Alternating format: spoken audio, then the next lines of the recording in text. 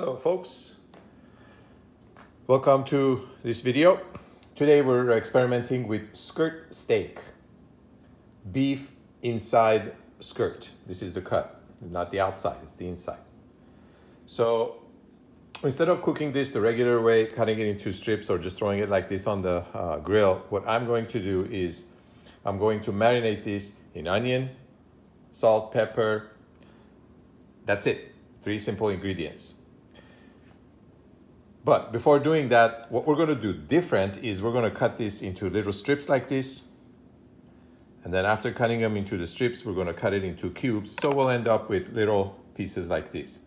Now I've gone ahead and removed all the skin. I leave some of the fat because that's where the flavor is, but I've removed all the connective tissue skin. So once I chop it up, I'm going to slice up my onion, about maybe a third of that onion. I'm going to salt and pepper it, good amount of salt, good amount of fresh ground pepper. Then we're going to marinate this for at least 24 hours, even a few days. The longer it sits, the better it gets. If your fridge is got a cold drawer where you're keeping it at 32 degrees, Jesus, you can leave it in there for a week or more, 10 days. And the longer it sits, the better it gets. But for me, the best flavor is 24, 48 hours later. Now, once that is marinated, the way we're going to cook it is we're going to use a metal skewer. Okay, so we have a nice metal skewer here, and we are going to skewer up our meat, and I'm going to show you how I do that when we get to that stage. So right now I'm going to chop up the meat, chop up the onion, mix it together, put salt and pepper, and show you what I got. Okay, so I have my meat chopped up and I have my onion chopped up. 2 things I wanted to point out here that I think it's important to do is, 1, try to get the meat size pretty even, piece by piece, okay? So, try to get as close as you can. That way your cooking will be more even. You won't have some burning and some cooking. Second, when I do this, I take my onion and I slice it thin, okay?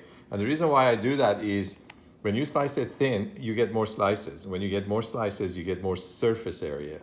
And when you get more surface area, then you have more surface area of the onion contacting the meat and juices getting released, and therefore your marination coming out better. So now I'm going to transfer all of this in a Ziploc bag. I'm going to put the onions, meat. I'm going to salt and pepper it, mix it up, and show you what it looks like. All right, so here is what it looks like after it's in the bag. You can see kind of the ratio of onion to the meat, salt. Taste it. Salt it to your taste. Pepper, pepper it to your taste, and then now this is ready to go.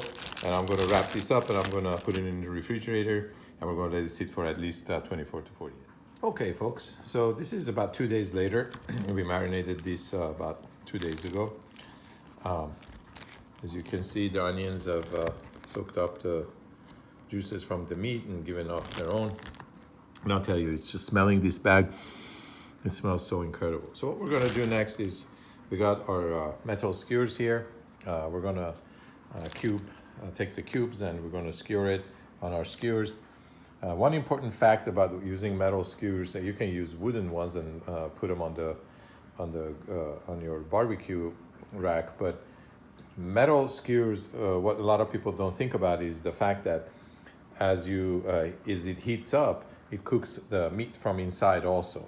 So when you have a piece of meat on the skewer, besides the fact that you're exposing it to flames from outside, the fact that the metal heats up, it cooks from inside also. So you got to be aware of that fact. And that's what makes kebabs made on metal skewers really, really good. My mouth is already watering. So what I'm going to do is I'm going to skewer some of this and show you how I do it. I also have Roma tomatoes. I find Romas to be the best for barbecuing. As soon as it goes on the fire, the skin breaks open and you got all the juices. And on the side, I have some peppers from my garden that I think I'm going to grill also and serve alongside of this delicious meat. I'm having my meat with my basmati rice with crispy potatoes. It's a whole another video you guys can watch on my channel, and let me know what you think. All right. So I'll skewer this up and show you what it looks like. Hang on. Okay, so here, what it looks like on the skewers. Okay, I went along and put some more salt on there, sea salt. So we're gonna grill this on our propane grill. If you do it on a charcoal fire, it's so much more tastier because of the flavor of the charcoal. But today we're gonna do gas grill. So once I get it on the grill and get it going, I'll show you guys what it looks like. By the way, talking about cut of meat, this was inside skirt steak, which according to a lot of information out there on YouTube or on media and research I've done, is that skirt steak is supposed to be much more tender than flat meat. But I've made the same dish with flat meat before. This is an experiment with skirt steak this time around. When I'm skewering these things, I felt like the flat meat is far more tender. How it's going to turn out after it's cooked, we'll see. But I'll make sure that I'll share it with you guys. Okay, so hang on. Okay, so we're out here in my outdoor cooking area. I got my grill uncovered. We have our meat. I always love serving a dish like this with a side dish like this. Actually, this works as a very good appetizer also. I'll make a video as to what's in here, but almost everything in here is from my vegetable garden. I have saran wrap with 2 nice layers of lavash, a flat bread ready to go. So once the meat is cooked, we're going to put it on there, okay? We got the grill going at about 450, 500 degrees. We're going to put the meat on now. So I already have some zucchini and peppers and corn wrapped in aluminum foil with olive oil, all the goodies. We're going to put our meat right on the grill here. It's perfect. Now I'm going to put the tomatoes right at the end there. Alrighty, so we're going to get this cooking. We're going to close the lid. We're not going to open and pick in there for at least 5 minutes. Actually, I'm going to set a timer and then we'll check back. Alright, so it's about 3 minutes later. I decided to check on them earlier. I think 3 minutes per side is good with the tomatoes. I also have some stuff here that I need to monitor.